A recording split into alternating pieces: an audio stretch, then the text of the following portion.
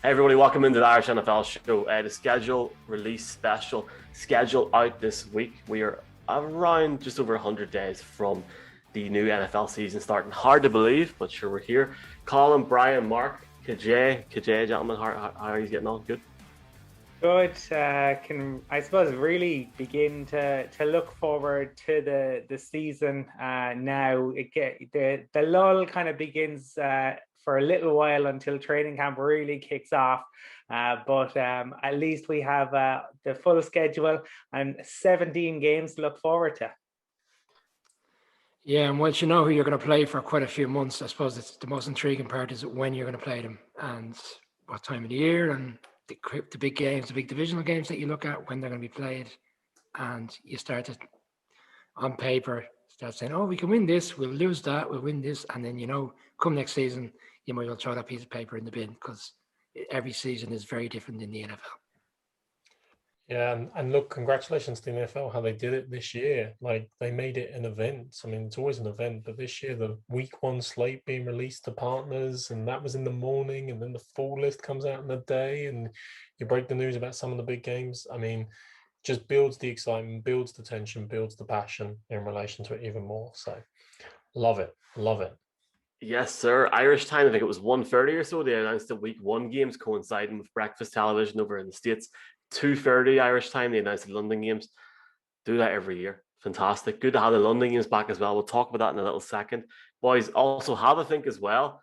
We're going to talk about maybe a key matchup each year. Tonight on the show, we've got Scott Hanson from NFL Red Zone. Fantastic to have Scott back on the show again. Ben, our friend over from Touchdown Trips, talking about how you can get a good holiday with some college football, some NFL football, and other stuff as well.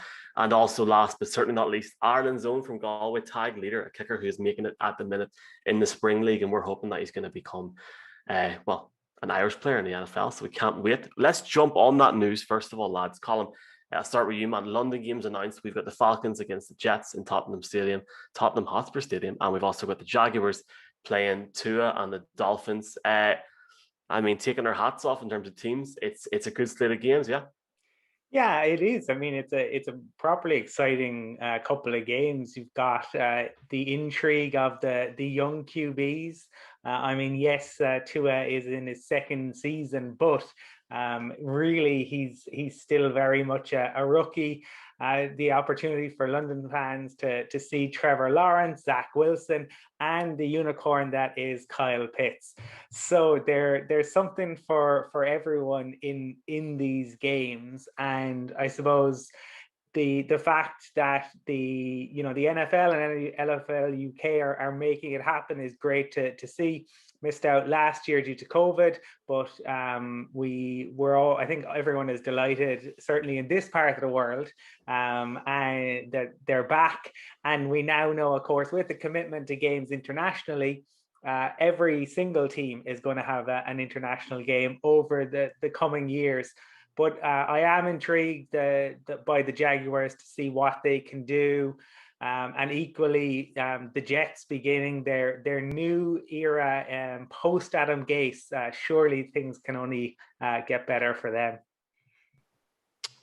Yeah, two very enticing games. I mean, we look at the Falcons last year, and it was predominantly their defense that caused all the problems, which led to them being the forward pick in the draft. And now you've got Pitts going in with Ridley, Julio Jones, if he's still there. There's a lot of talk of him potentially being traded later in the off season, but they've got an offense which is quite stacked, and you've got again a Jets team that are in a rebuild to a certain extent. So it'll be interesting to see. They've done really well in the draft, offensive line to protect the new quarterback, the new star. They did a lot of bits and pieces on offense within free agency, so you'd expect a different team. And then again, Trevor Lawrence, first pick. Everybody's been saying for years he's going to be the generational quarterback, the next John Elway, Peyton Manning. So it'll be interesting to see him up close and live. And the Dolphins, you would expect, having had a 10-6 record last year, that they will be pushing on again this year to potentially not slip up and miss out on the playoffs. So two really good games to look forward to.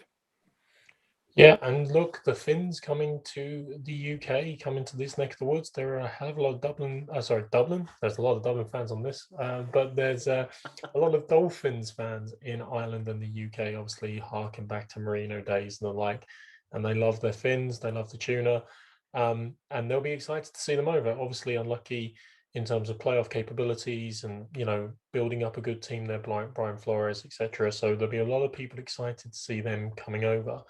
But, guys, there's other interesting things. I mean, there's definitely British or UK links with some of the teams. Like, Colin mentions that the Carpets is a unicorn. Unicorn's the national animal of Scotland. There's links everywhere we look. We can find. We're definitely going to find some Irish players in the teams that are coming over, whether they like it or not. Trevor Lawrence, sure he's Irish somehow. We'll round him up and get him on the show. And indeed, I mean, big news obviously in terms of shows in London generally. I mean, provided we can bail Brian out in time for it. And Michael, maybe you'll tell everyone a bit more about them. Yeah, we are going to be in London. I can't really say much at the minute, but it's all going to happen. The flights for us are booked. The accommodation, apparently, Brian, is booked. It'll be a bit like The Hangover. We'd probably lose him for the whole weekend. But in all seriousness, we're really excited to announce we're going to be in London for hopefully both games. We're going to do a show, we hope, on the Saturday and also a live show on the Sunday morning. And that's all we can really say for now. But the flights are booked. I'm flying from Belfast. These boys are flying from Dublin. Let's see which jurisdiction is handling COVID well come October. In all seriousness, great to see the NFL get it back over to London. By the sounds of it, please God, boys, we'll all be over there having a bit of crack as well. Looking forward to it. Before we look at maybe a key matchup each, boys, let's very quickly, week one, I'm just going to pick out week one for it, just very quickly. The Bucks opening up the season against the Cowboys, Colts, Seahawks, Texans, Jaguars, Falcons, Eagles, Washington playing the Chargers, Bills, Steelers, Lions, 49ers, Bengals, Vikings, Panthers, Jets, Titans, Cardinals, Chiefs, Browns, Patriots, Dolphins, Saints, Packers, Rams against Bears, Sunday Night Football. Monday Night Football is the Ravens against the Raiders. But more importantly, Colin, the Giants are playing the Broncos. So Brian Colin is going to start the season 0-1. Easy. I would love to be that confident, because I think what is going to be very interesting this year is, in a year, we had a year without fans, right? That was a huge advantage for the away teams. You didn't have to deal with hard counts, false starts. The referees were refereeing in a completely different way. With fans back in the stands, all of a sudden, there'll be a lot of readjustment, I feel. So that first week could be particularly difficult for the away sides. But the Broncos are stacked. That roster, I mean, you look at that secondary, look around the league, there aren't too many secondaries that stand up to it. Two premier pass rushers, we're told the D-line, Mike Munchak, everybody raves about him, potential future Hall of Fame coach for the O-line. Obviously, Juwan James is out.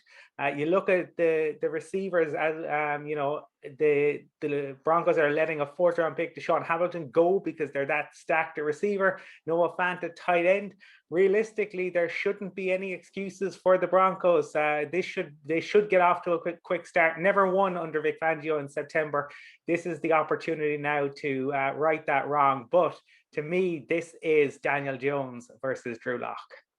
You happy with the start, Brian? Yeah? Happy, man?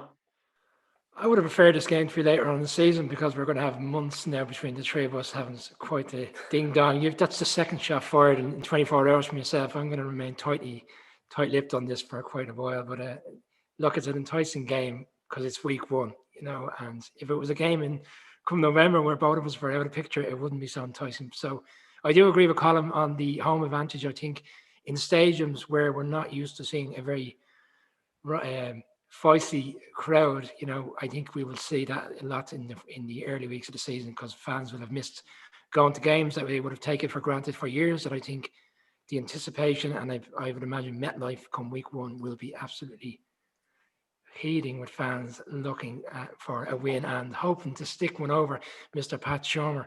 But it wasn't actually that game that stuck out for me, interesting enough.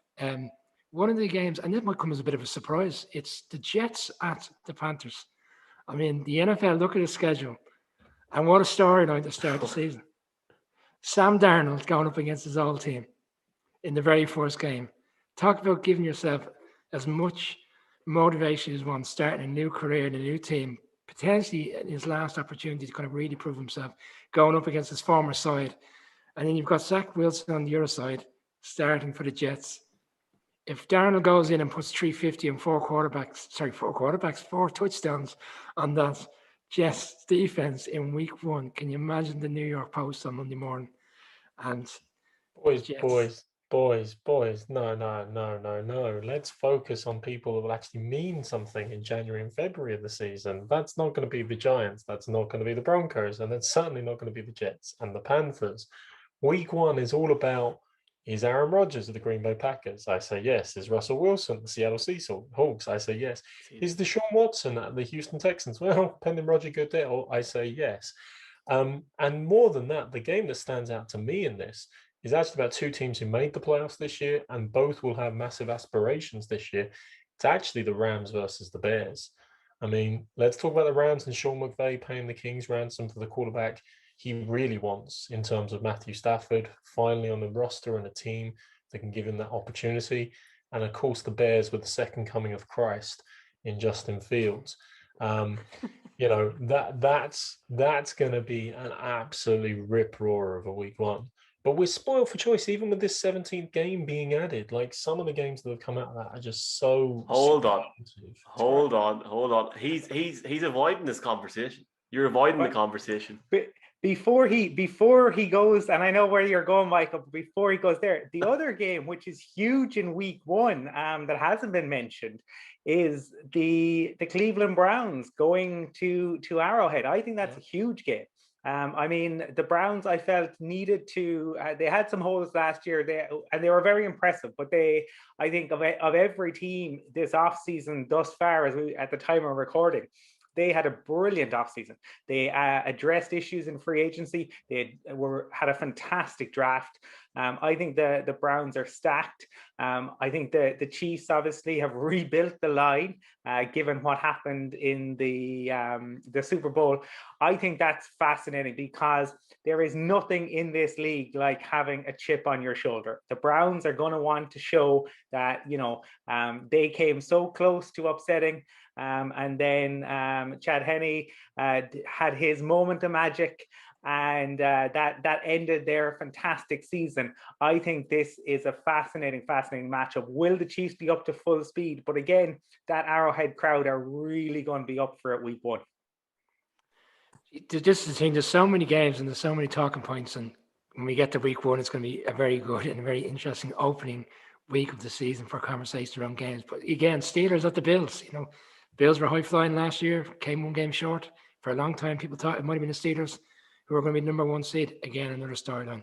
Great games, and it's going to be a long summer. Looking forward to these games.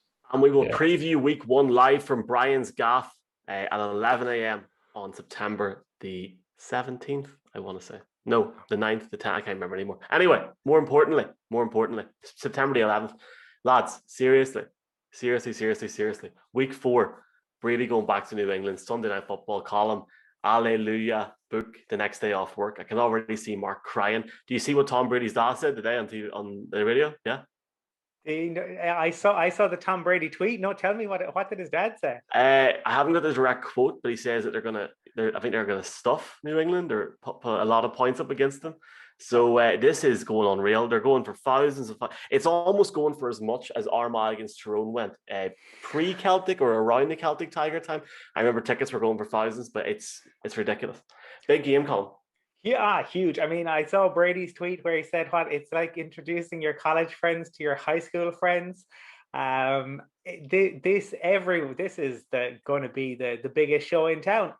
Hopefully everyone is fit. The interesting thing, I suppose, is who's at QB for the Patriots come week 4.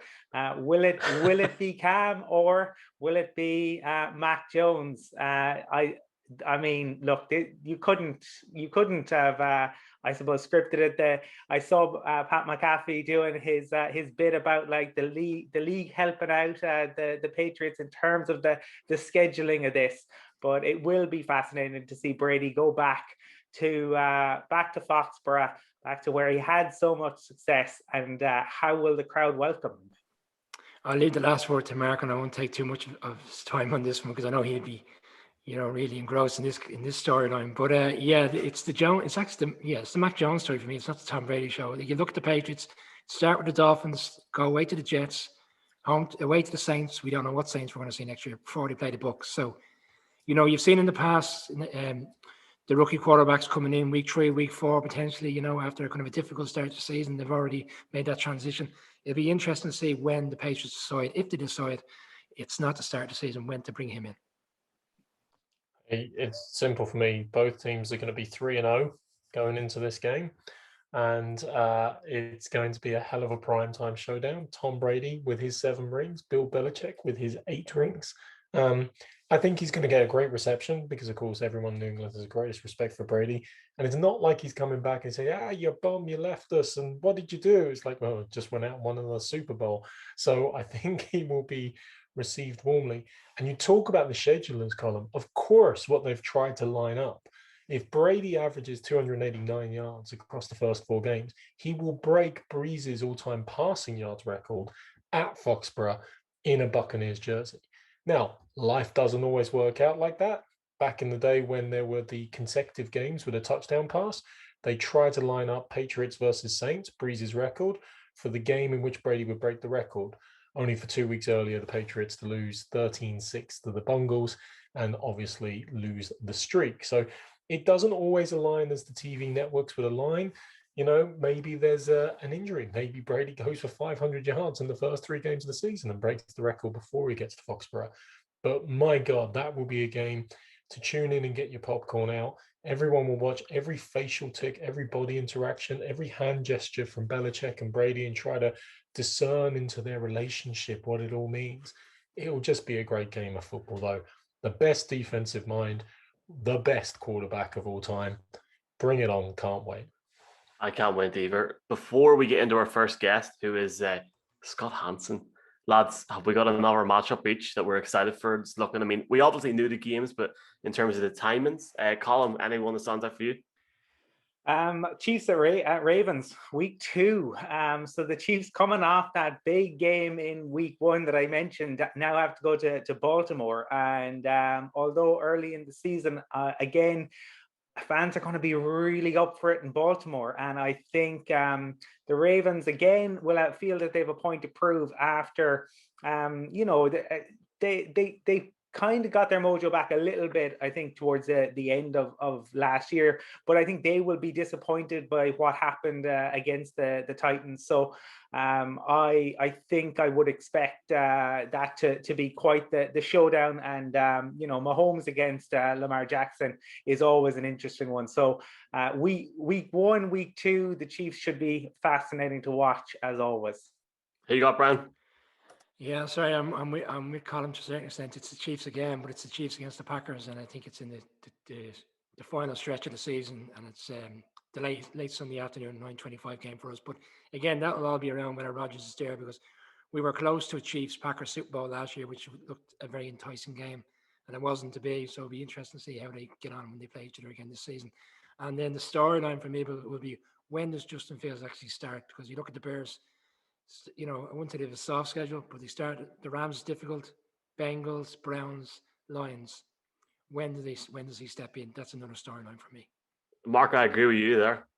He's clearly the most talented quarterback in the history of the league. So I'm looking forward to one point on that, I would have thought that, but when I saw them away to the Rams, week 1, Sunday Night Football, first time a crowd will be in that new stadium, going against Aaron Donald. Yeah, but Brian, on the 3rd day he rose again, and I love Bears fans, but by training camp is over, he'll have been already fitted for a gold jacket for the Pro Football Hall of Fame. So I don't see them not starting in week 1. Who's the other quarterback? Who's going to walk into SoFi Stadium week 1 and win? No, I'm not saying he's going to win. I'm just saying I just think the enormity of that week 1 game is a bit too much for him, bearing in mind who he's going up against. If it was a week 1 home game against a divisional opponent like the Lions or the Vikings, I think, that might be better suited. But going into the Rams, first game, so we're talking about fans being out of stadium. This is actually the first game in which fans will be in that stadium. So there's a Rams defense, which is arguably the best in the league. I think it just might be just too much to put him in at that stage. 2 words. Matt Nagy, a man with his job on the line, career on the line. Justin Fields starts week 1. Do you agree, Mark? And Ryan Pace, don't forget, as well. Yeah. Also with his career online. But Michael, you're looking about one of the games to look forward to. I'm just going to say to you, ho, ho, ho, Christmas Day double header is what I'm looking forward to. Browns at the Packers, followed by the Colts at the Cards. Kyler Murray, Christmas Day treat. You know, the Browns and Packers both will have aspirations, obviously, of going all the way this season. That sounds like a good way to wind down with plenty of grub and maybe a sherry or two. And that will be at Mark's Gaff Live, December 25th, 9 p.m. Just joking. But just quickly for me before we get Scott on, Lions, Bears, Cowboys, Raiders, Saints, Bills, Thanksgiving. That Saints-Bills game would have been unreal if Drew Brees didn't retire. But let's see what happens. But lads, it's been good chatting to you. But we've got our first guest. Colm, do you want to bring him on, introduce him? Very fortunate to have him back on the show. I think once people hear the voice, it just transports you to that place where you want to be every Sunday. We are delighted to be joined this evening by the wonderful Scott Hanson. It's a schedule release special on Irish NFL show Friday night. Delighted to be rejoined by the god of NFL Red Zone from the NFL Network, Scott Hanson. Scott, welcome back. Great to be with you guys. Great to be talking and feeling football. I mean, the schedule release to me is, look at the draft. You hit an emotional high at the draft. And then the schedule release, depending on if it comes before or after the draft, obviously after this year, is the one thing that you can, to me at least, I can feel the NFL season, even though we're still months away. It's a good time. It's about 100 days or so, around that, like 100, 110 days till we see you Sunday on our TV screens again, Scott. You've been a busy man since we last spoke to you. Obviously, I think it was the end of January, just before the Super Bowl. You've been in Tampa Bay. I think you were at the draft as well, Scott. It's been a busy enough time for you. Yeah, been a busy time. I was at the Super Bowl. I'm the in-stadium host for the Super Bowl. So if you were one of the people with, usually it's, 75, 80,000 people, whatever it is. This year we only had 25,000. What was it? Ended up being about 30,000 live fans and then like 50,000 cardboard cutouts. But I'm the stadium host for the people that are physically in the building. And then I do the same thing at the draft. Wherever the draft is, when it's a public draft, all of them except for last year, I fly to the city. And then on day 3, when, it's the late rounds, people don't know a lot of these college guys that are getting drafted. I go out on the stage, the stage that you see on TV and everything, and I entertain the crowd in between picks with giveaways and trivia questions and, just prizes and just celebrating the NFL. It's a good feel. And by the way, I don't mean to go too long on this first segment here, but the great news I have to report to you guys, to anyone watching, even here in the United States, between the Super Bowl and the draft, it was 2 completely different feels in terms of the interaction with live fans vis-a-vis the pandemic. Like Super Bowl, it was everywhere. You could totally tell this was a pandemic Super Bowl and blah, blah, blah, like that. The draft, by the end of day 3, it felt like a normal draft setting. We had live fans mixing with each other, people high-fiving each other, still wearing masks and everything, and everyone in the inner circle had to be vaccinated and whatnot, but it felt like a big NFL football event. So I'm hoping that we can extrapolate that going or project that going forward, and that, hey, by September, we are lights, camera, action, full speed. Yeah, absolutely. I think that's everybody's hope. I mean, it was great to see the commissioner getting those hugs and high fives, as you mentioned. But I suppose even before the draft and the schedule restart, it has been quite the off season, because we had the Russell Wilson saga, beginning with the Dan Patrick show and that playing out. Obviously, the situation down in Houston. But then right before the draft, we hear the Aaron Rodgers story. And I suppose just interested in your take. I mean, 3 megastar kind of QBs who, there was some talk about them being, maybe unhappy, if we were to use that. It looks like, nobody's going anywhere. It looks like, as we record this today. Your thoughts on the fact that 3 megastars, there was talks about them potentially being traded. Yeah. Well, my take probably goes in a few different directions. And the first thing I think of is this really happens because these guys, let's just talk Russell and Aaron in particular, are established stars. Okay. And their money is secure. Pretty much their legacy in the NFL is secure. They still both want to win multiple Super Bowls with their remaining years. But it's because they're established stars. And I think those guys also kind of look around the NFL and look around to other sports and see mega stars, which they are, able to work their way into a circumstance, whether with their current franchise or work their way to a different franchise because they are the straw that stirs the drink. And I think Russell went out there and gave the sound bites that he gave on Dan Patrick's show and then following up on some other ones. And I think Aaron Rodgers has purposely let it leak out there about his discontent to try and better their circumstance within their organization. But then the ultimate leverage is to say, I don't want to be here anymore. And do you want a star quarterback? You have to have a star quarterback to win. But do you want a star quarterback who's disgruntled running your offense and being the face of your franchise and your locker room leader? So either make me happy or I'll go be happy somewhere else. That's, I think, the spirit of these type of things. But as you just astutely pointed out, as we sit here today, I don't think either of them are going anywhere because guess what? They're still under contract and the team would have to trade them. And I think the teams, both the Seahawks and the Packers in this instance, know that when push comes to shove, Russell Wilson's going to go out and play as hard as he can, even if he's hacked off at management or ownership. And Aaron Rodgers is going to go out and he's an ultra competitor. He's going to try and win every game and throw 400 yards and 4 touchdowns every game, regardless if he's hacked off at management. So unless somebody comes in, unless, the Denver Broncos come in and say, here's 4 first-round draft picks and the 2 starting quarterbacks that we have on our roster, here's all of it and whatever else for Aaron Rodgers, I don't see either one of these guys moving before this season. Scott, this week is a very exciting week for all fans. The schedule comes out. Everybody starts looking forward to potentially a good season for their teams. How much of the schedule do you look at from a red zone point of view, or are you just like a fan like the rest of us? Do you look at it in terms of there's so many games in the 6 p.m. slot, or the 1 o'clock slot, and then the afternoon slot?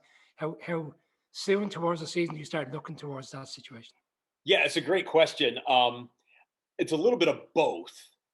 One, I look at it as a fan. I wanted to know who is going to be the Tampa Bay Buccaneers dance partner on that first Thursday when we are all at a fever pitch. We've just drafted our fantasy team that we're convinced is the greatest thing of all time and is going to stomp all of our opponents. We can't wait to see, hey, are the Buccaneers that ended the season the same Buccaneers that'll start the season? They got 22 starters remaining. What does Dak's leg look like?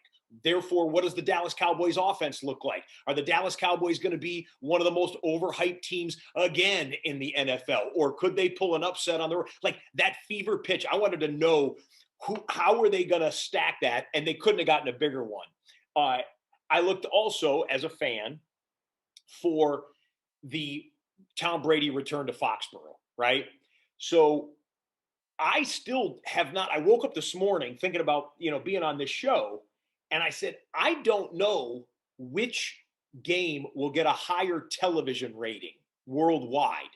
Is it going to be week 1, the season kickoff Thursday night, Cowboys at Buccaneers, for all the obvious glitzy reasons there?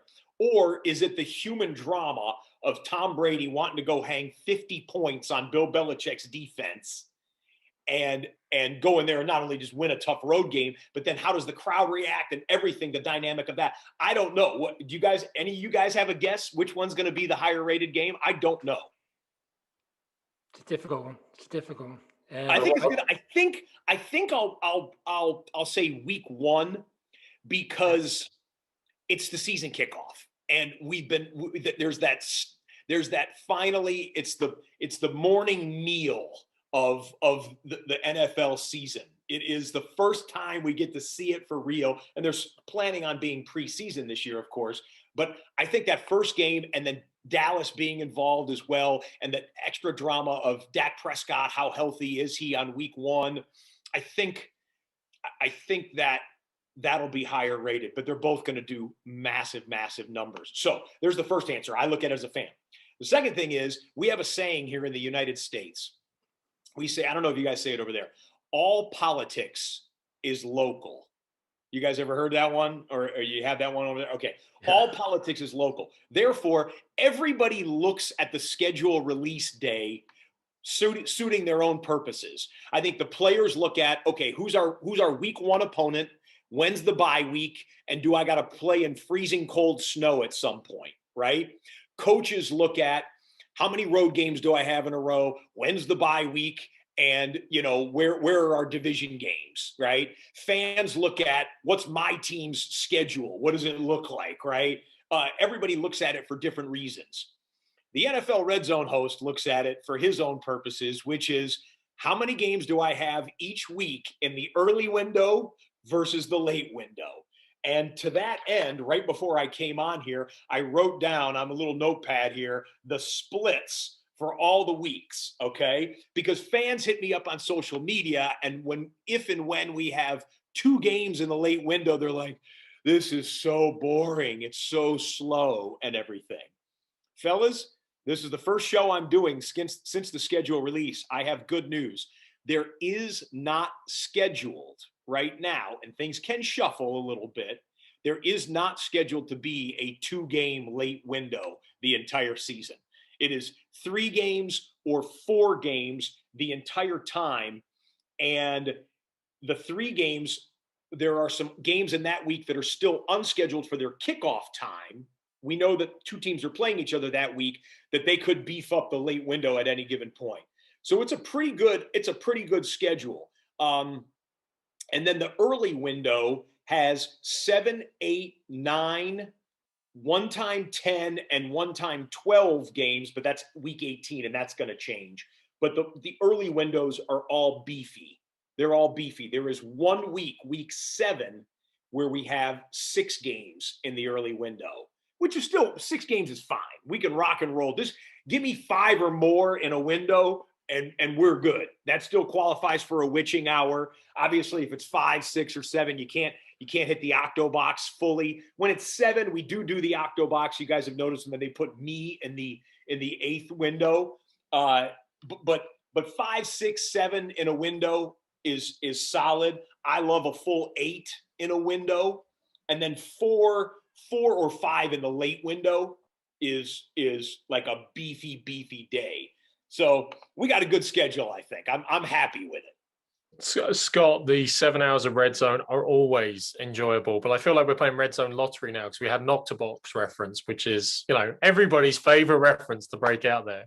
We've only got a quad box on Zoom going on, but the Octobox is now I see myself, so I see 5 screens right now, which I refer to as a pentabox. Pentabox. Sorry. Well, that's cool. If it's quad box for the rest of the audience there, that's cool. But you know me, I love stacking them in. The more action you can get, the more stimulus you can get. I can't wait to pop that first octo in the first week of the season. So, Look, I tell you, Scott, 2 quick things. You've given us an idea already, which if you were the host of Super Bowl, obviously at the stadium, we really should think about you being the host of the London game and then doing Red Zone live from London at some point, because you can fit it all in. So maybe you can pitch that to NFL Network at some point.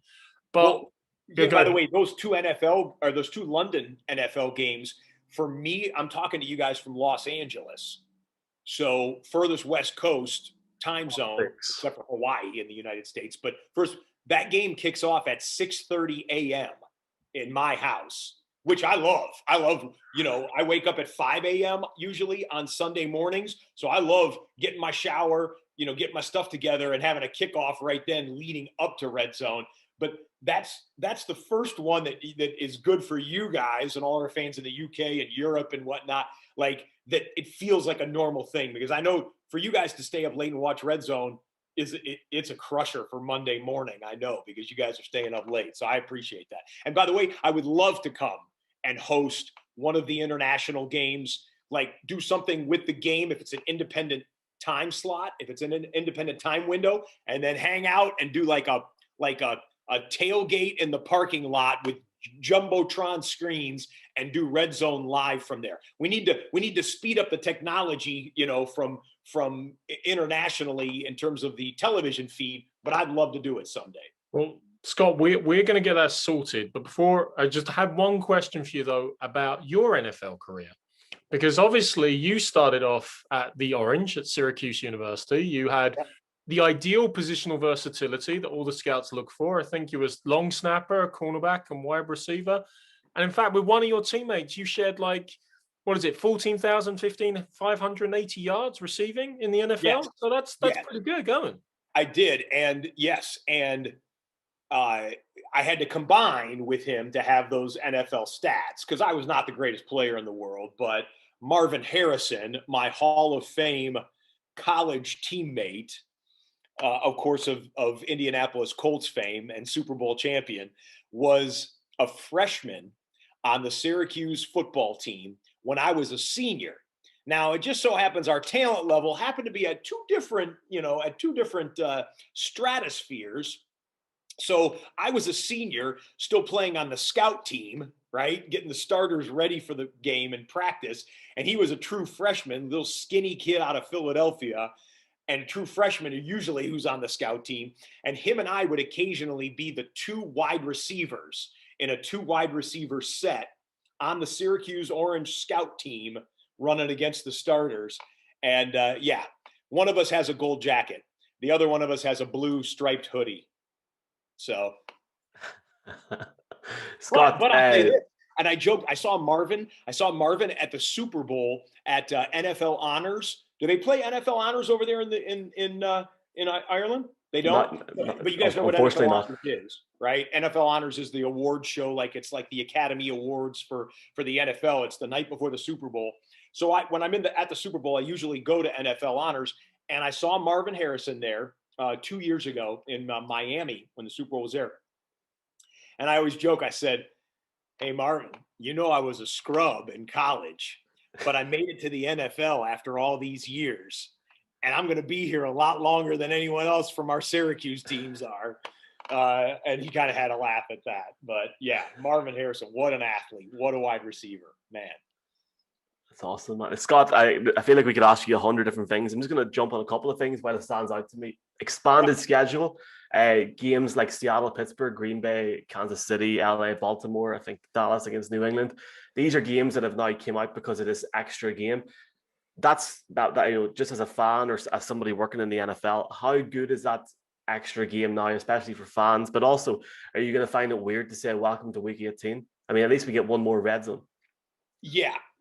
In terms of the increased game, we all love this game. We love it, and we love every aspect of it. But it is a business at the bottom line. And so it was inevitable, I think, that it was going to go to 17 games. For Red Zone, hey, it's one more week of Red Zone, week 18. I have no issue with it. The thing that I do not like about it is that records that we've held dear, single season records under a 16-game format, kiss them all goodbye. Kiss goodbye, maybe even this season, the single season passing yardage record. Kiss goodbye at some point the single season touchdown record. I think Eric Dickerson's single season rushing record is safe because we weren't talking about 2,000 yards. We were talking about over 2,100 yards. So an extra game, no one's really gotten too close to that. And even with an extra game, it might not happen. But it's going to skew things. But guess what? O.J. Simpson back in the day ran for 2,000 yards in a 14-game schedule. And so then when they increased to 16 games, it still took something like a good decade for that record to be broken. But I don't like that aspect of it because 1,000 yards rushing isn't that big of a deal, even in a 16-game schedule. It's certainly not going to be a big deal now. We're going to need to recalibrate our thoughts on single season records. And we're also I'm not worried about making a mistake on week 18 saying, oh, it's week 17, it's the last week of the season. I don't think I'll do that. But what I will do, and I'm afraid of right now, is going, well, it looks like the Seahawks are going to be 11-5 this year. Well, no, there's no such thing as 11-5 anymore, unless you're talking about, early week of January. You got to recalibrate what you expect. 10-6 is not a thing anymore, And so what does 9 wins mean now? We're going to really need to see over this year and the next course of years going forward, what is really good and what is really bad in the NFL with a 17-game total in our heads as opposed to 16. But it's inevitable because the NFL, the owners, the players, the league wants to make more money, and it's going to generate millions and millions and millions of more dollars. I think really good point, Scott. I saw Peyton Manning in that scheduled release video that he did where he was interning with the Broncos, made the point about the 17th game and the numbers he could have put up if that was the case. But look, you've been incredibly generous with your time. We'd love to invite you. We are doing live shows in London for the games. The Irish NFL show is going to the UK. Congrats. So if you and Marvin Harrison want to come on over, you're more than welcome. But look, Scott Hanson, you've been absolutely fantastic. Thanks for taking the time to chat to us today. Guys, always good to be with you. Love the Irish NFL show, and keep it rocking and rolling. We'll talk again at some point during the season.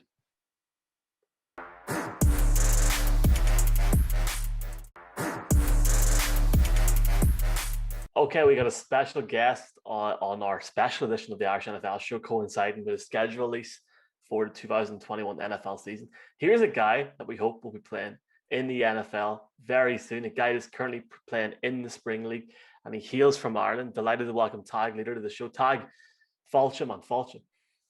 Cheers, lads, for having me on. Yeah, it's good. I've been kind of following your stuff since I got into this football world over the last few months, really.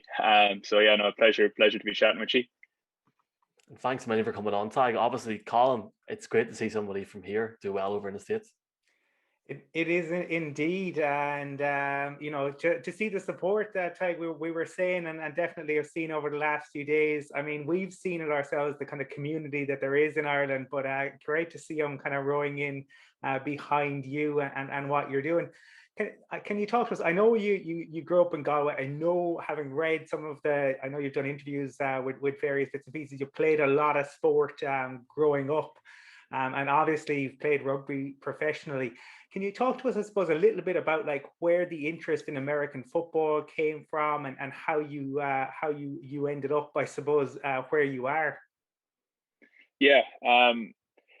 So at home, growing up, I always had an interest in football from the point of view that I used to play Madden on the PlayStation.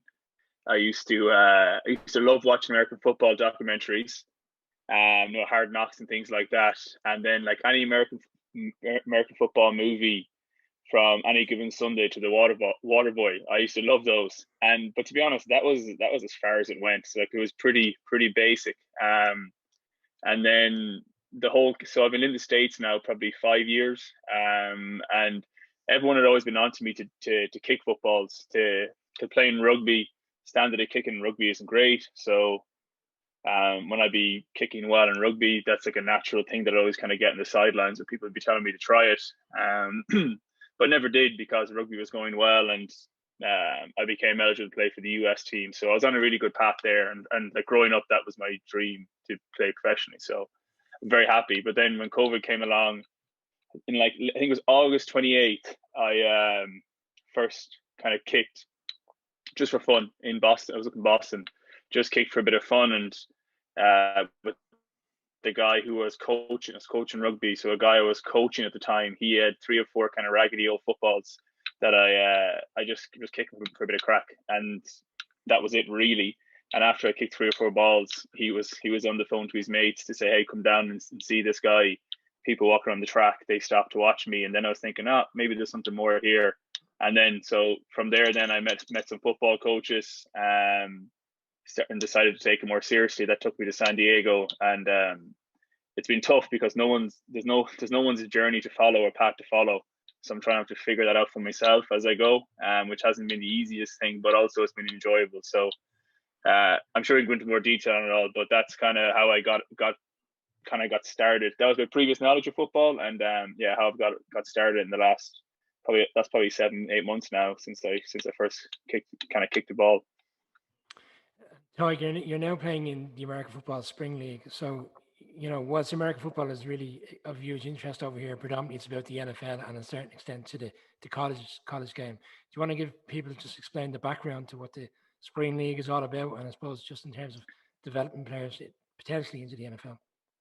Yeah, so I had no really prior knowledge of the Spring League. I knew about the college game, and just as you said, the college game, the pro game, and the NFL game, and then trying to figure out when I got into this kicking, trying to figure out, how do I get opportunity or exposure? And I've talked to a few NFL teams, but the general kind of consensus has been, yeah, you look talented, but you've never seen you do it in a game, which is totally fair.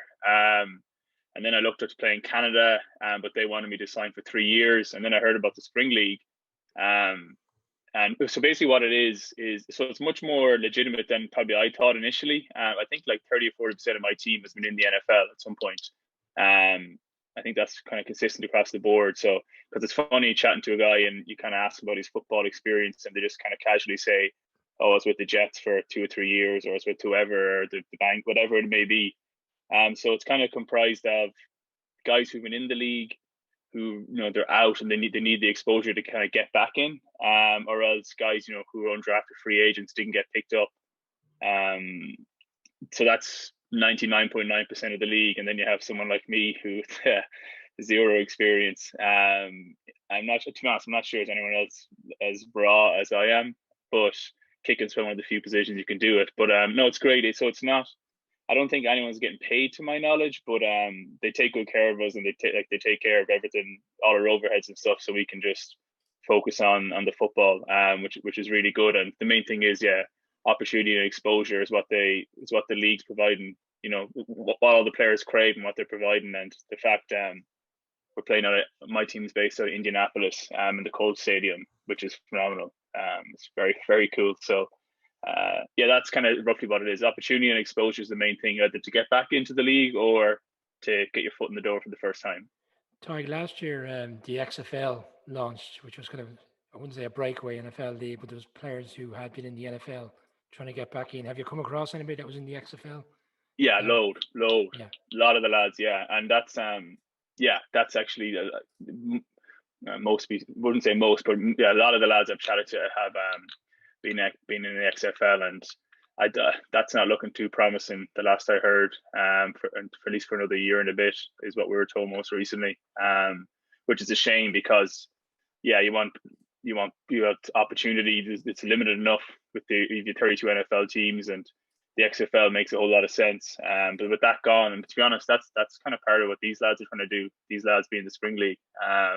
To try and kind of fill that void and see if they can kind of be that second tier is my understanding. But again, I'm very new to it all and trying to fully understand the lay of the land. But from what I picked up, that's my understanding of the things here.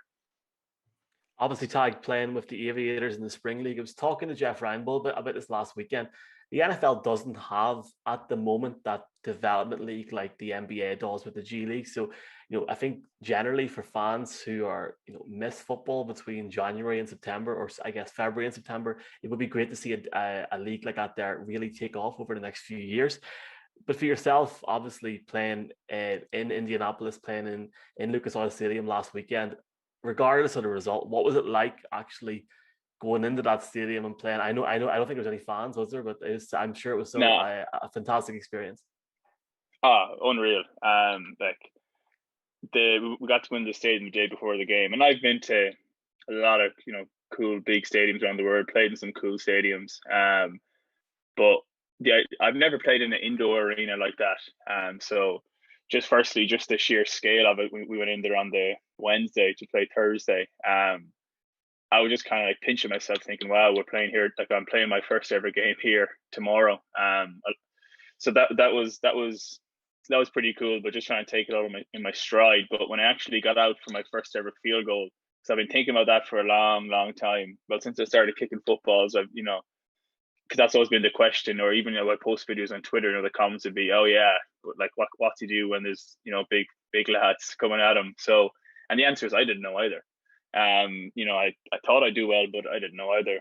So to actually get to do that and experience that, and we didn't win as a team, which obviously wasn't ideal, but the league's kind of thrown together in terms of teams trying to get their cohesion and stuff. So I don't think you want to win, but I think everyone understands that the primary thing around this is the kind of exposure side of things. You're going to look better if you're winning, of course. But yeah, it was absolutely just like surreal thing. I kicked my field goal, I think, with 5 seconds to go in the first half. And then going into the locker rooms, we had 15 minutes or so, and my phone was blowing up because the offense and defense are doing their meetings, but special teams were kind of our own little group over there in the corner. So I remember like looking at my phone because I was curious if anyone, like it was buzzing, to see if actually I could see the video of the kick, because I was curious to see the kick in terms of how much pressure was coming on me just from a time perspective. And sitting there watching it, and so thankfully someone had recorded it and I could see it, and just watching I was like, oh my god, that's me. It just felt surreal thinking like that was me 2 minutes ago out there. So that was really with that drop down camera, that spider cam, whatever they call it. So that was like, I don't really remember the moment itself of kicking, but I even watched the video to this moment. I still can't vision it from my perspective. It was all just a bit of a blur, but thankfully she went over, so that's the main thing. Yeah, and you got the obligatory kind of pat in the head from, was it one of the O-line guys just after it went in? It looked very much like we see on televisions on Sundays. But I suppose, Tadhg, like, you went and did it. Can you talk to us a little bit, I suppose, in the terms of the process of kicking? Like it's so different to rugby. I mean, you are running up to kick, and the ball isn't there as you're getting ready to run up to kick, right? Yeah, that like that whole side of it is like definitely took some adjusting to. Because initially I was just practicing, as they say, kicking off sticks. That's just it's kind of basically on a tee, because for the first 2 or 3 months I didn't have anyone to hold, and to get those live reps with the snap hold. So I got kind of comfortable just getting used to kicking the football and trying to work on my technique. And in rugby I would take 4 back and 4 to the side, whereas here I'm 3 back, 2 to the side, and as they call it, the jab step, your first step. So I kind of start my left foot, instead of my feet being kind of beside each other, having to start my left foot promoted in front for like a little quick short jab step. It took me a month to get used to that jab step idea, because I felt like I was stuck in the mud, because it was just so different to rugby, or even in Gaelic football, kicking a free, for example, off the ground. I just never started like that. So something like that, as simple as it sounds, took me ages. I was just in the house practicing just left foot forward, left foot forward, left foot forward to get used to that rhythm. And then once I actually got to doing the live reps with the guys with the snap and hold, the timing is everything. Like in training the last day, we try and keep it around like 1.3 seconds from the snap to me getting it off. 1.3 under 1.35, you should be okay if the lads up front do their job. But I took 1.37 and I got blocked in training one day. And I remember just being like, oh my, like literally 0.02 of a second, and the guy got fingertips to it. So like it's unreal. Didn't help, our snapper actually got hurt that training session, so we had a backup snapper in, and like the skill is so specific, like especially the lad rocking it between his legs. So like everyone just has to be so pinpoint, or you're getting blocked. And I didn't appreciate that, to be honest, when I first started kicking, how precise it all is, and how precise the 3 of you have to be, snap, holder, and myself. But now being in here and having the big boys shouting at you and trying to bear down on you, you realize you want to be fairly lively, otherwise you're in trouble. So just getting my head around all that side of things was mad. And as I said, just so specific, and the smallest little error adds time means block. So it's coming to grips with that. But I thankfully it's besides that one in training, that's been it. So hope, like, don't want to add many more to my experience of getting blocked. Well, some of the best head coaches in the NFL throughout the years were actually special team coaches originally before they became head coach, because it's a niche piece of the game, the special teams. But Tadhg, you touched on the fact that you were a rugby player before you've gone into this sport. What's the transition like, more so off the field, in terms of the preparation for the games and the terminology that comes with the game? I know you're special teams, but do you get any exposure to the overall plan for the game? I thought it'd be more similar than it was, and I knew it wouldn't be very similar, but I thought there'd be a certain amount of parallels. But no, like there's just not. It's even on game day for me. We kicked off, I think, at 7:00. So being the kicker, I got to the stadium at like 4:15, and I was out on the pitch warming up kicking, because I had to get my block of kicking done, like 35 to 50 minutes of kicking done, like warm up and kick, before the rest of the other positions got there, because they kind of take over the pitch for both teams, so you can't really kick then. So I started my warm up at 4:30, and the game didn't finish until like 10 p.m. So from 4:30 through to 10 p.m. I was trying to stay loose, stay active. Like that side of things I've never experienced before. It was not just trying to not tire yourself out, but yet remain ready. That was different. That was very different. I've never had anything like that. But then in terms of, things are bigger here, just in terms of the scale as well. Obviously I'm used to, when you do rugby training, you're kind of all doing similar drills, unless you go backs and forwards for your set piece stuff. Beyond that, it's generally we're all together, because everyone has to do everything. Whereas here it's very much offense, defense, or then breaking it down even to smaller groups depending on what's going on. So that side of things has been totally different. And like just the pattern of training. It's a totally new world. I'm trying to wrap my head around it, but also not getting too tied into what the other boys are doing, because I guess I don't really need to know, but like in some ways it's better not having a crazy amount of knowledge about everything, because then I'm not fussy about it. Like the types of balls we use, like the guys are very anal about having K balls for kickers or versus the other balls everyone else uses, and unless the ball's the right ball, people kind of can throw a bit of a fit around that. Whereas like I'm kind of happy enough I don't want to get not knowing too much, so I'm not getting like too disrupted based on if something isn't perfect how I want it to be. I can still just react and do it, if that makes sense. But the balls do make a big difference as well. I will say that I've learned that. But anyway, it's just totally different world, and as I said, more so than I actually ever would have thought. And culturally, just you're not mates with everyone because you can't. I'm used to being, at least being on first name basis with everyone, but here we've only been together like a week, and there's a lot of bodies. And now after the first game, some injuries, so I've seen you guys coming in, so you don't really have that connection with everyone that you maybe might have in rugby.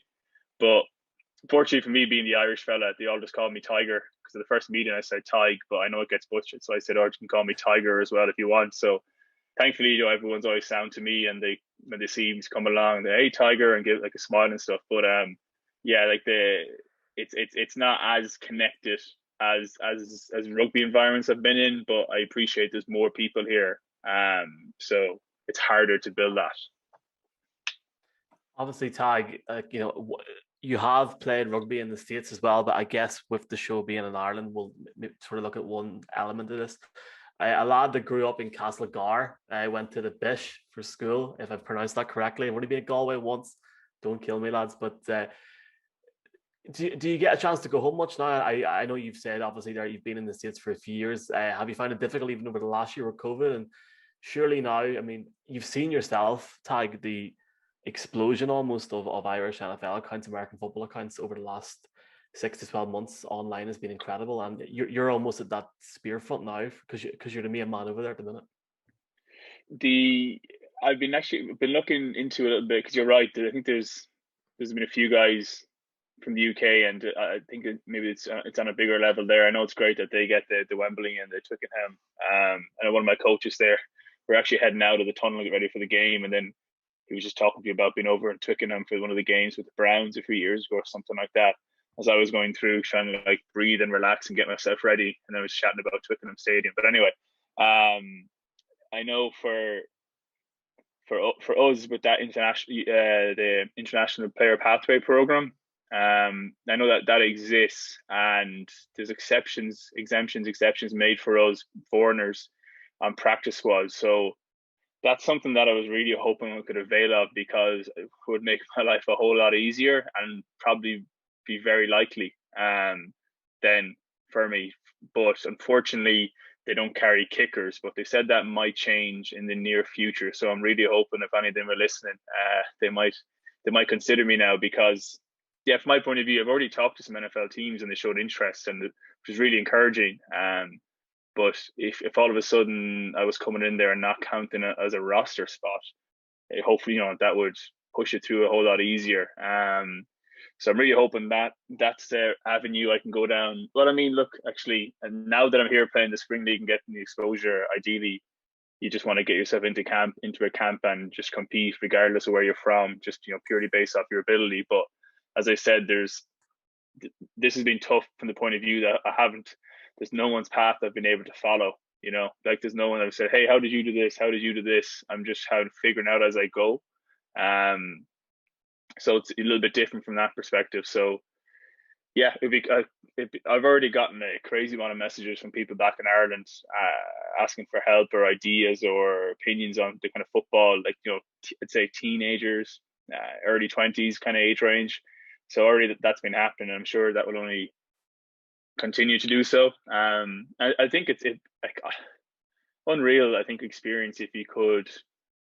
And a lot of Australians are doing it now, coming over and playing in college, getting a good degree and kicking to a high level. Like amazing. I know there's one or two. I think there's a Kerry guy over kick a punting in Georgia or something. So I know this. It's maybe starting a little bit now, but like there's more than enough talented players to do it, and like just the life experience is very cool. I studied in an American university and got my undergrad, so I wasn't playing football, unfortunately. I wish I put two and two together there, but I was playing rugby at the time. But yeah, so I do hope that there's more and more opportunity they might present for Irish lads. But if I can be the one kind of flying the flag and opening up the doors, or like provide a bit of a pathway to make it easier for the next group of lads, like that would be cool, and I'd really be happy to kind of so try and pave that path and help point people in the right direction. Because trust me, there's many times where I was just sitting down thinking, the fuck am I supposed to do here? Who do I talk to? Who can you trust? Because everyone tells you you're great. Everyone tells you you're great. Every coach, that is. But then, you got to go work with them, and they charge an arm and a leg. So, it's hard to know like what's genuine, what's not, and navigate out of that.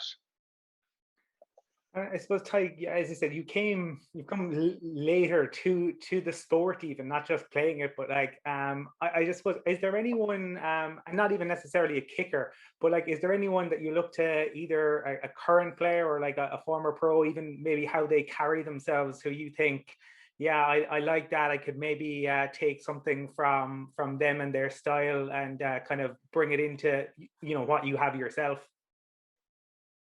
So style-wise, how we kick in rugby is different. How we approach and strike and transfer. Well, the strike's actually pretty consistent. Unless you, as they say, foot to ball contact is good, you're not going to have a good outcome. But kind of how we transition out of the kick in rugby, we tend to maybe fall off a little bit more and kind of like drag our left ankle. Whereas in football, they don't necessarily like that a whole lot.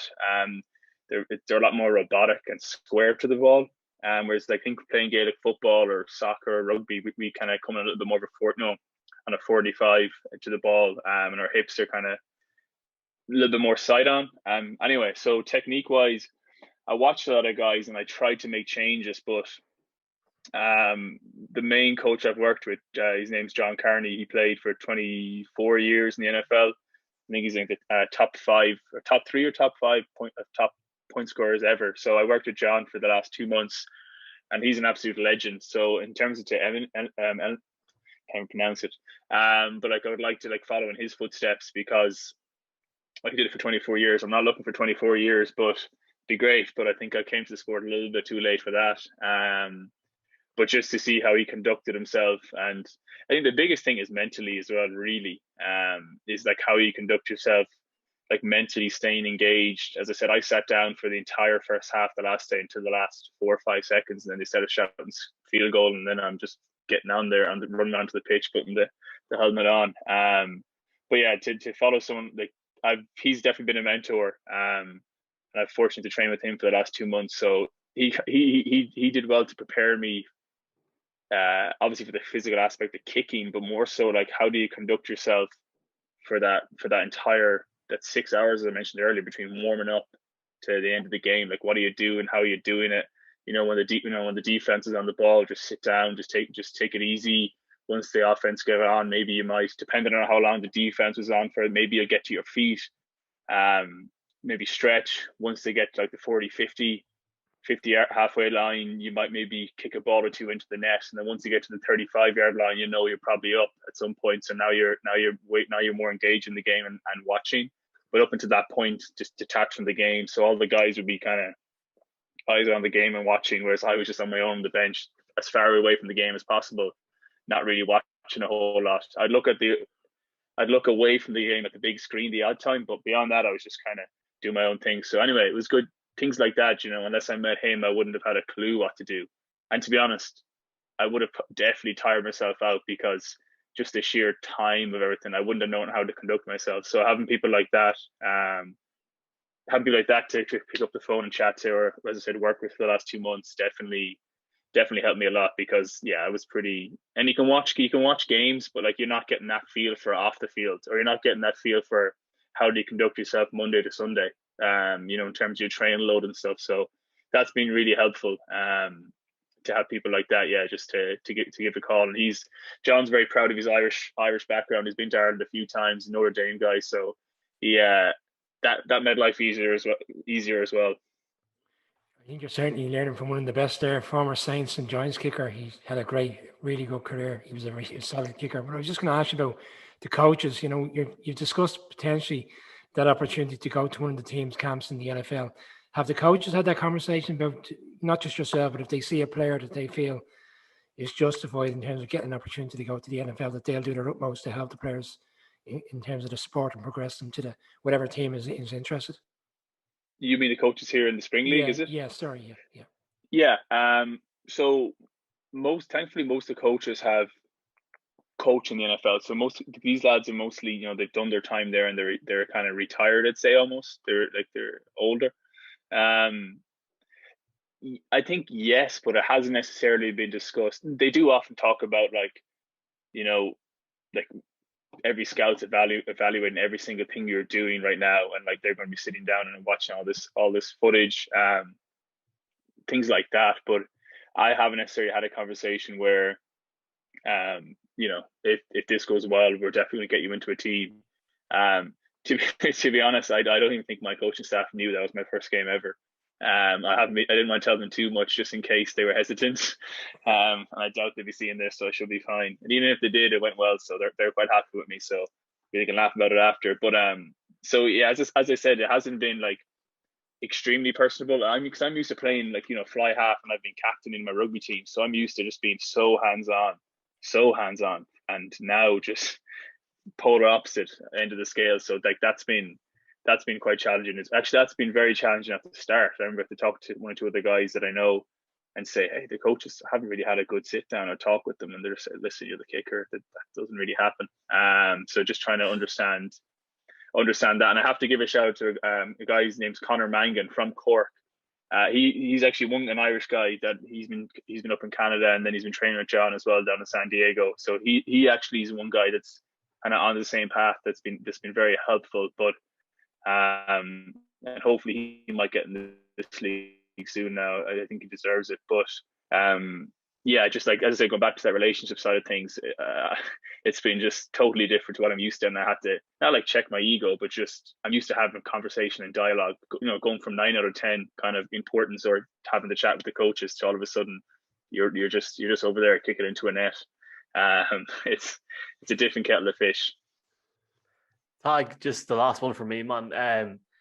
Look, I can't let you leave behind this, right? Have you got an NFL team, even from when you were a kid playing Madden? I mean, is it the green, the Eagles with Connacht, or is it the sort of the red, maroon color with Galway and Washington? Or have you got like a team, or do you just enjoy watching it in general?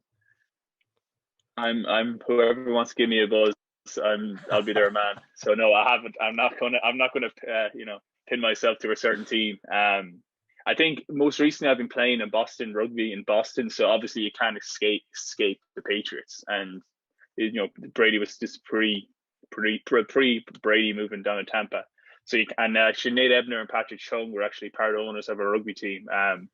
So I guess like Patriots was the most kind of in my face football team, just being in Boston. But as I said, I'm happy to go wherever and whenever. So I'm not going to claim any affiliation yet until I find my first team. Well, keep my options open. That's I think that's a smart move. We want to wish you continued success. It's been great to see. We know that Pat McAfee has Aaron Rodgers on during the season.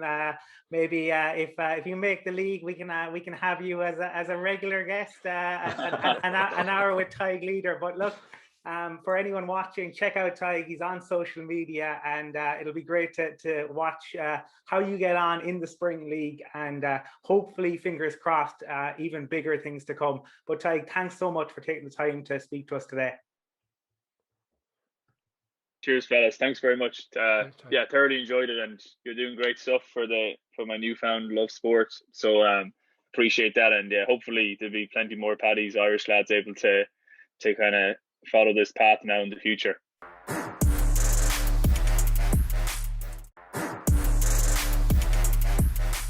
Delighted, folks, to be joined by Ben from Touchdown Trips MVP Travel, also a massive Ravens fan. Ben, on the day that it is schedule release day, welcome to the show. Thanks for having me on again. It's great to see you all. Ben, it's good to see you. Obviously, a quiet year last year. This is like Christmas to you now. How crazy has this week been for you? It is like Christmas week. We're waiting, and a lot of fans have been waiting for a year and a half, 2 years for this because of what happened last year. So I think there's a lot of pent up frustration to go to the US again and see their teams live, and the games have not been the same without capacity crowds. So we're hoping that things keep moving in the right direction, and it seems that the vaccination levels are pretty much on par with us and the US at the moment, so that's encouraging. But yeah, it's nuts. It's just the time of year when we're trying to hammer out itineraries and make sure we get it exactly right for every single person that wants to book with us. But I wouldn't have it any other way. It's fun. And I suppose for fans on this side of the Atlantic, whether it's Ireland, the UK, Germany, France, wherever, there's generally a story about like how they came to be a fan of the NFL and their particular team. How did you first fall in love with the game? I came to it, I guess, relatively late, in that I was kind of 22 when I first started. I'm now 42, so it's 20 years, God. But I moved to Baltimore, so it was a complete accident. I went there for a job that was unrelated to what we do now. It was travel related, but it wasn't sports tour operating or anything like that. And I just happened to be sort of posted to Maryland. So I moved I was in Landover for the first 6 months of 2001. So I moved in August 2001. I was this close to being a Washington fan without realizing it. And then moved to Baltimore, and it was obviously it's called Smaltimore, so everyone kind of knows each other, and it's a blue collar town. And if you weren't watching the Ravens on Sunday, there was something wrong with you. So I learned pretty quickly to if I was going to socialize with people, I needed to watch the games on a Sunday. So it was more, that's how it started. And then within a couple of weeks of going to this bar called Max's in Fells Point, I was kind of asking people, why is that flag being thrown, and what does that mean? And this was 2001, and they were the reigning champions at the time. I got into a lift with someone my first week living there, and I thought the Giants had won that Super Bowl. So I was like, oh, commiserations, because I saw a Ravens hat, and he was like, what, we won? Okay. And then 6 months later, I was really into it. And then 2002, I went to my first game. I went to 2 games that season. 2003, I went to another 2 games. And then 2004, I got season tickets, and I had those till 2011. Went to a ton of away games, and just got completely immersed in it and tailgated. That was the whole thing. It was and the fact that it was an all-day activity, I think it blows a lot of UK fans' minds, even those that go to Wembley and kind of haven't quite, had that you rock up at 8 a.m. type of feeling, and it was a sort of community. So loved it, got immersed in it, and so when I moved back here in 2011, that's kind of it followed me. And Ben, it's followed you into the business side of things now. Like for people who are regular travelers to games in the States, we've been over quite a few times and we've done trips individually, separately, booking things, but also we've used yourselves. And just in terms of how you went transition from being a fan of the game to being, I suppose it's part of your business now. Do you want to give kind of an input on how it all came about? Yeah, I mean, it was strongly related to the fact that I already had something of a career in travel already when I moved back, and I moved back here to continue what I've been doing in the US, which was related to flights. It wasn't related to sort of package travel and things like that. But and that was a good gig. But I've always been quite passionate about sport anyway. So bringing those two elements together and coming back here, seeing the popularity of the Wembley games, and just seeing year on year, seeing people in Tesco wearing a Raiders hat or something.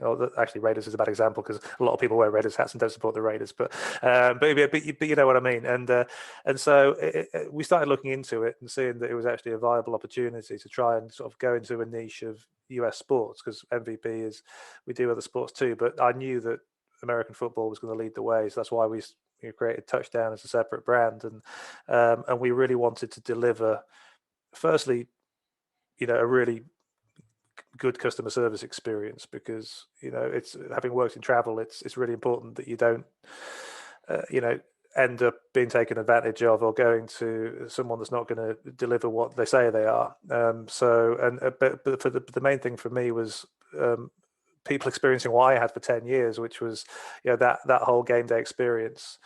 And I saw people going over and getting tickets on StubHub and Ticketmaster and stuff like that, not really knowing who to hang out with or what to do. And I'd been to a lot of cities and I knew a lot of people that and I'd been to a lot of tailgates, so it wasn't just the Ravens. So I thought there must be something here where we can make sure that we give people an entire game day experience, try and get stadium tours included where we can, and whatever else. And for the group tours, training facilities and stuff like that. So it was really, that was the linchpin. It was making sure that the football fan has the complete money's worth, and they go there and they actually get immersed in the city. So you're going to Denver, you're going to be not just going to Mile High, but you're going to be 4 hours beforehand outside of Mile High, hopefully making a lot of friends.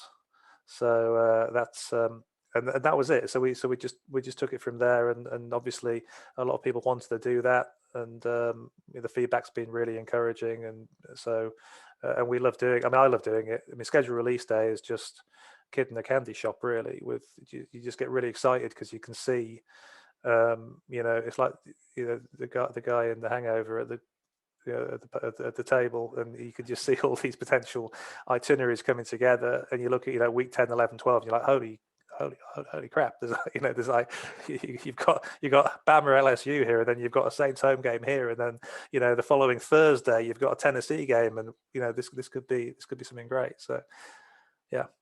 Ben, my first experience with tailgate game was, again, I didn't realize what was to be seen when I arrived at the stadium. I'm a Giants fan, so I was actually at the All Giants Stadium, and I just had this assumption to be a pub near the ground, and I drink there, and then I walk up to the ground. So it blew my mind when I arrived at the stadium to see all the cars and everybody drinking outside. So I just continuously walked around until I saw some American stroke Irish flags, and walked up and said, "I'm Irish," and they just said, "Come on in, and we'll fill you a drink for the morning." So very entertaining morning. And that's exactly it. I mean, the US fans are so blown away that someone's bothered to fly over 3,000 miles to go and see their team. They can't get their heads around it, and they are, and that was that they are so welcoming. So I'm not surprised, and especially if you're Irish in New York, that's not a bad thing to be. You're going to get beers bought for you all over the place, aren't you? One, Ben, I guess, just looking at touchdown trips, one thing that us boys have going for us, whether we're in Northern Ireland or in the Republic, is we have the US pre-clearance in Dublin Airport. With your packages this year, can you fly from Dublin Airport direct to the US with your company? Oh no, we unfortunately not with us because we're a UK tour operator, so we can't financially protect a package at all. Protect a package flying out of Dublin, but we do have a lot of Irish fans that book with us still, and there's a couple of ways they could do that. We do ground packages, so some people just book their own flights, and we just do a ground package for them with a hotel and the game tickets and the tailgate. We also can book people from Belfast, so anyone who is in close proximity to Dublin, if they can get over to Belfast, we can do an all-inclusive package with the flights there. We do actually book Aer Lingus as well because they fly direct from Manchester to a couple of places, and or via Dublin to other places. So when you're going via Dublin with Aer Lingus, that is one of the bonuses. You can do the pre-clearance. But I think this year, I would encourage anyone that's looking to book. If you're looking to book a package, then you should try and get flights included because there is still a degree of uncertainty with everything. Don't take anything for granted after what's happened this year. And the good thing about tour operator airfares is that we can book them and hold them, and the fare's guaranteed, but they don't get ticketed till much closer to travel. So if something bad happens, we can cancel that down or change it without any problems, and we don't charge under pandemic conditions. We don't charge fees for that. We just either last year we had some people cancelled and we refunded, some people just rolled over to this year. So I would try, if you're going for a package, you try and get flights, because as much as you can get included that you can change or get refunded at the moment is pretty critical. Ben, I suppose, look, for the three of us, we're going to have the matchups that we're looking forward to when the schedule comes out. But from your perspective, obviously, you're going to look at the Ravens. But as somebody running touchdown trips, what are the I suppose the matchups that we have to look forward to on this year's schedule that you think fans are really going to respond to? I mean, I guess we'll start with the obvious one, which is sort of Brady's return to Foxborough with the Buccaneers. That's going to be the hottest ticket in the NFL this year, and early indications are that the ticket prices are going to match that. So we've got a lot of interest in that game, but it's going to be an expensive ticket, and it's offset a little bit by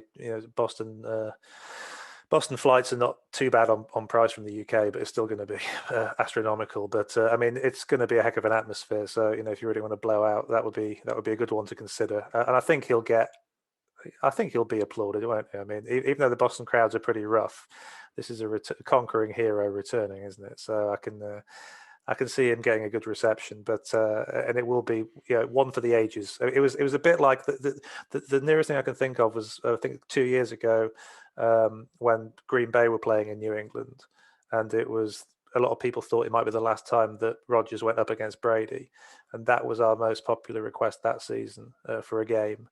So that will be this year. I think going. I know that I'm a Ravens fan, so I might be biased, but I think actually going to a couple of younger guys with Lamar Jackson and Patrick Mahomes, sorry, Pat's mom, will be a heck of a rematch as well, because obviously Mahomes has got Lamar's number at the moment as far as the head-to-head record.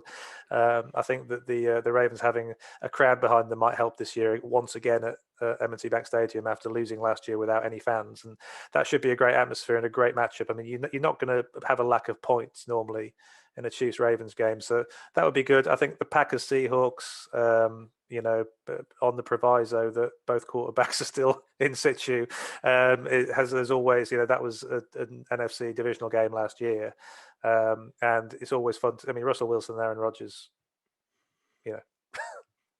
need I say more? So, and also one other one, Jets Jags as well, just simply because you've got the number 1 and number 2 picks from this year's draft, and I think that's a great option as far as if you're looking for an affordable trip, because the Jets always price well anyway on tickets until they've got a couple of winning seasons under their belt.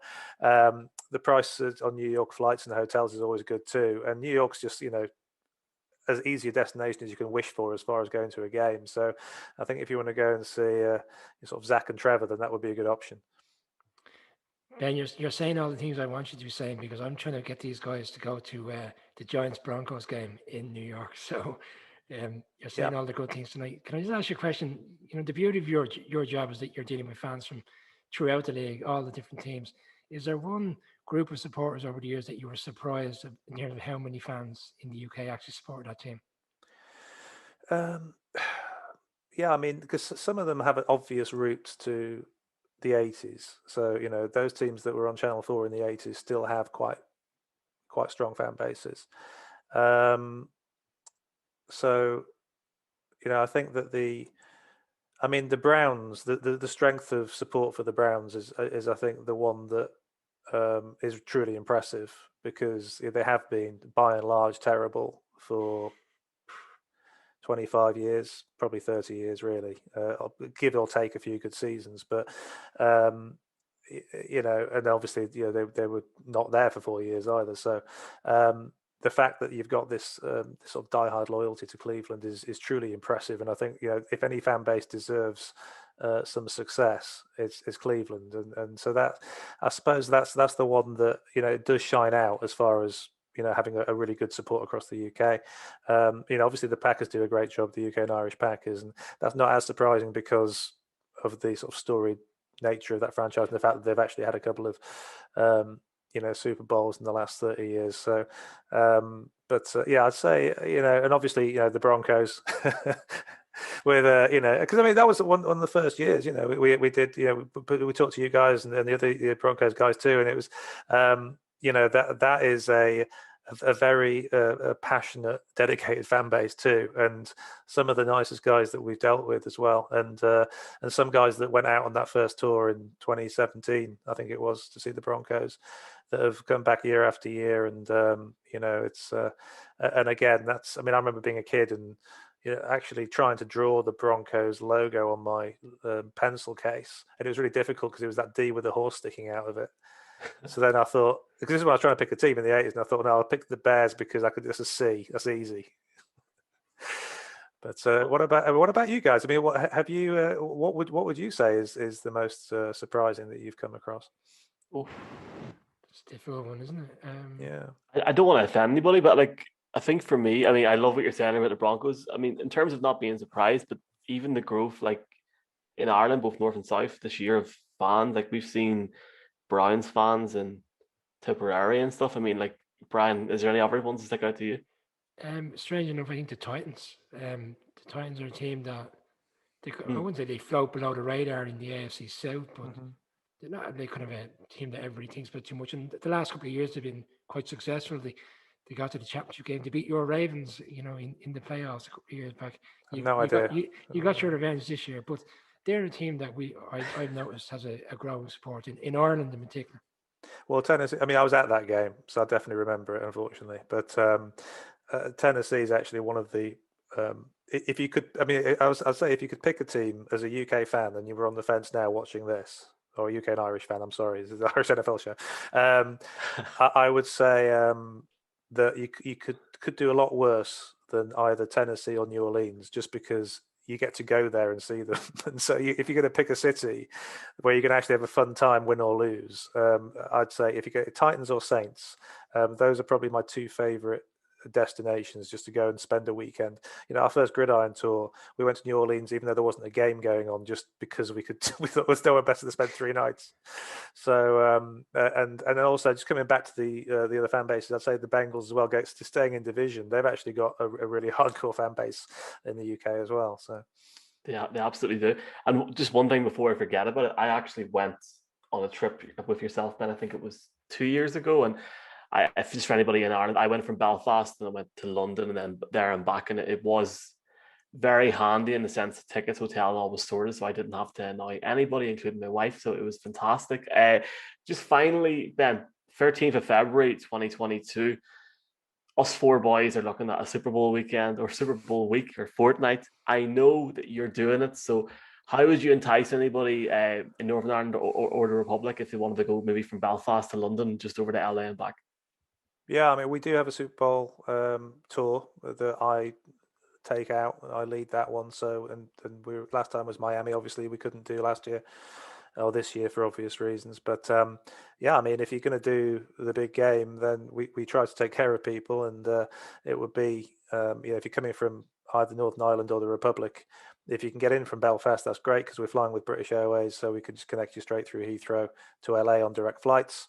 And then we're actually offering a few hotel options, so we're trying to be a little bit more flexible with that because in the Super Bowl you've got things like certain parties happen downtown, and you have the Super Bowl experience at the convention center normally.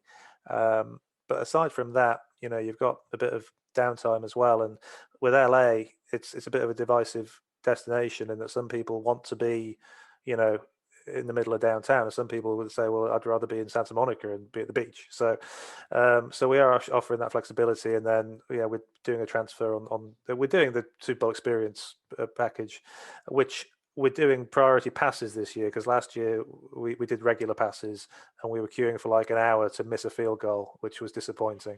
So and then we had a Friday night party, which we'll be doing again this year. And last year it was Nat Coombs and Jeff Reinbold, your good friend, who joined us, and that was great to have Jeff. And then on the Super Bowl Sunday we have a coach to the stadium area. We have a tailgate which is not out of the back of a truck, because you just can't get, unfortunately, no one lets you in with a little, Weber grill to do that. You have to pretty much do the more organized party. So that was it's like 4 hours, and it just has ridiculously good food, open bars and stuff like that. 40 players, past and present at the and it was really a lot of fun. So yeah, I mean, if you want to do it, just give us a shout, and we'll look at it for you. And if not this year, then you've got Arizona the year after that, and then New Orleans in 2024. So if you're saving up for a Super Bowl, that's the one I'm plugging. 2024. Party time. Party. Yeah. Look, I think we could probably sit and chat about tailgating and chat about the fan bases. I've been following the league for 20 plus years at this point, so I think I met fans of every single team. I'm always amazed, I suppose, at the number of Seahawks fans. But the Panthers have a great fan base here. We could go through all 32 teams. I definitely would say that going to a game stateside and having that in-game experience is incredible. So if you are thinking about it, definitely check out Touchdown Trips, and Ben runs a great ship there. We want to thank you for taking the time to chat to us today, Ben. And look, hopefully we are all in for. We saw that the league made it all happen last year. Hopefully they'll make it all happen again this year, but with fans. Absolutely, we're hoping for that, and as I said earlier on, if not, then we were offering the flexibility. But I think the signs are looking good, and hopefully on the green list very soon.